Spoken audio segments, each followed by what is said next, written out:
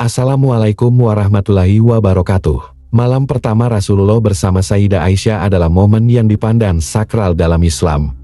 Malam pertama menandai saat di mana kedua mempelai melakukan hubungan kelamin untuk pertama kalinya. Oleh karena itu, jika pasangan baru melaksanakan hubungan tersebut pada malam kedua, ketiga, atau bahkan pada malam ke-10, itulah yang disebut sebagai malam pertama. Dalam Islam, terdapat adab dan ketentuan yang harus diikuti ketika hendak melakukan hubungan tersebut, sebagaimana yang dicontohkan oleh Rasulullah. Kisah malam pertama Rasulullah bersama Sayyidah Aisyah adalah kisah yang sangat penting untuk dipelajari. Ini menjadi referensi yang berharga bagi pasangan yang hendak menikah, terutama bagi mereka yang mengalami perbedaan usia antara suami dan istri.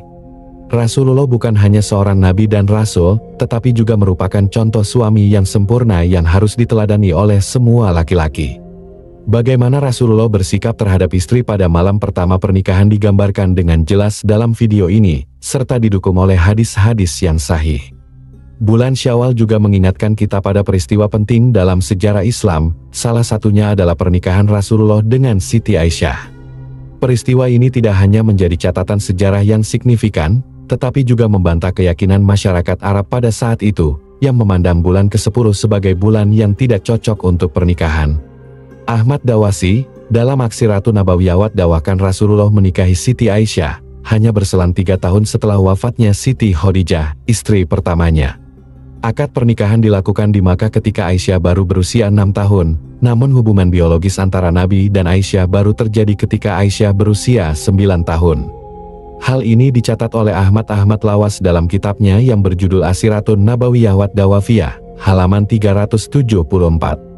Pernikahan Rasulullah dengan Siti Aisyah didasarkan pada petunjuk langsung dari Allah.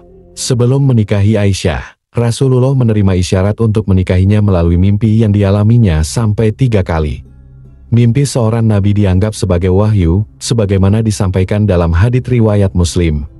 Aisyah menceritakan bahwa Rasulullah bersabda, "Aku bermimpi tentangmu selama 3 malam, malaikat membawamu dalam sebuah tempat yang terbuat dari sutra.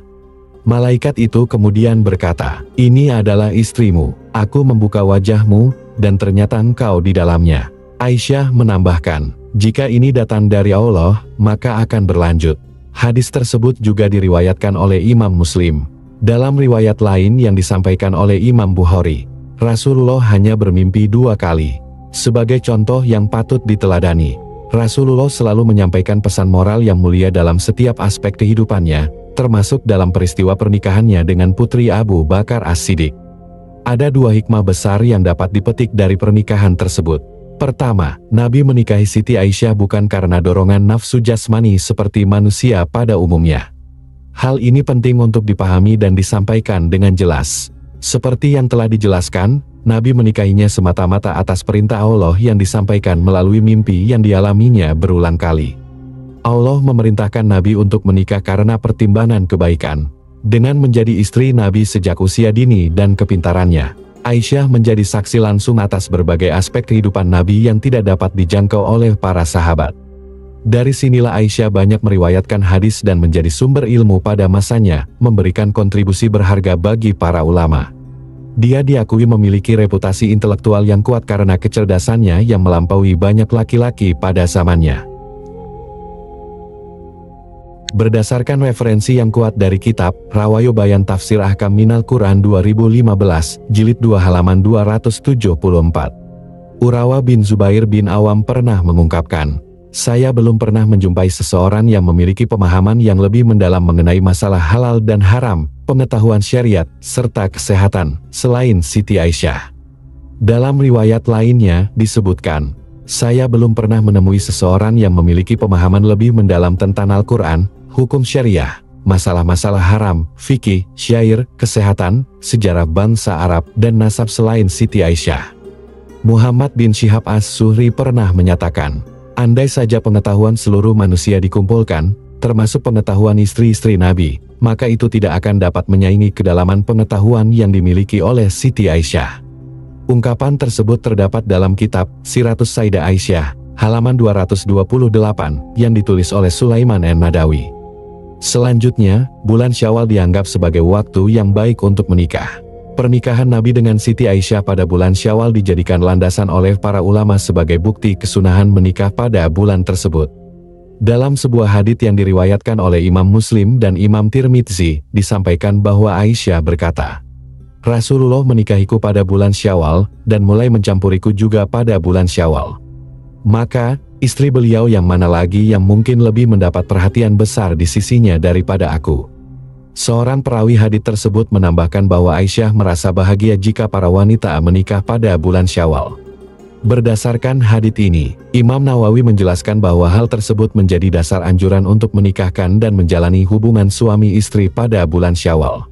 Selain itu, ucapan Aisyah tersebut juga membantah keyakinan bangsa Arab saat itu yang menganggap bulan Syawal sebagai bulan yang tidak baik untuk menikah, yang ternyata keyakinan tersebut merupakan warisan dari masa jahiliyah yang tidak memiliki dasar yang kuat. Penjelasan tersebut dapat ditemukan dalam kitab karya Nawawi berjudul 1392 Hijriah, jilid ke-9 halaman 209. Malam pertama Rasulullah dengan Sayyidah Aisyah merupakan momen yang khusus. Malam ini menjadi tonggak di mana kedua mempelai pertama kali menjalin hubungan suami istri secara fisik. Namun, malam pertama tidak hanya terbatas pada malam tersebut saja. Bahkan, jika hubungan suami istri baru terjalin pada malam kedua, ketiga, atau bahkan pada malam ke-10, semua itu dapat disebut sebagai malam pertama. Kenapa demikian? Karena malam pertama seringkali diidentikan dengan peristiwa patahnya selaput darah atau yang sering dikenal dengan istilah buka perawan. Menahan nafsu birahi pada malam pertama adalah langkah bijak. Lebih baik menjadikan malam itu sebagai waktu untuk saling mengenal, tidur bersama, atau bahkan sekadar bercengkrama untuk membangun kedekatan. Penting bagi suami untuk memberikan kenyamanan kepada istrinya agar tidak merasa cemas. Rasulullah telah mencontohkan hal ini saat menikahi Siti Aisyah, yang pada saat itu merupakan gadis belia, dengan memberikannya segelas susu dan duduk di sisinya untuk menenangkannya. Hadits ini diriwayatkan oleh Imam Ahmad dengan sanad yang dianggap hasan. Wallahu alam bisawab, jika dirasa video ini bermanfaat maka alangkah baiknya untuk di-share ke teman-teman yang lain, sehingga kita juga dapat pahala jariah. Demikian pembahasan kali ini, semoga bisa bermanfaat untuk kita semua, amin ya rabbal alamin. Jika kamu memiliki pendapat terkait pembahasan kali ini, tulis pendapat kamu di kolom komentar di bawah ya. Terima kasih telah menonton video ini. Jika kamu menyukai konten ini, jangan lupa untuk like, share, dan subscribe ya. Terima kasih dan sampai jumpa dalam video berikutnya.